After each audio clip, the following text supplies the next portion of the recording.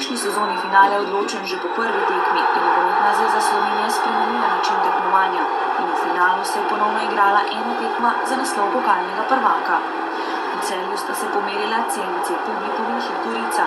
Celjanom pa je v četrtem poskusu vendarle uspelo osvojiti prvo klubsko lovoriko. Po podaji s kota je bil pred golom Gorice najspretnejši Almir Sulejmanović. Njegov zadetek pa je bil dovolj za celjsko slavje z 1:0.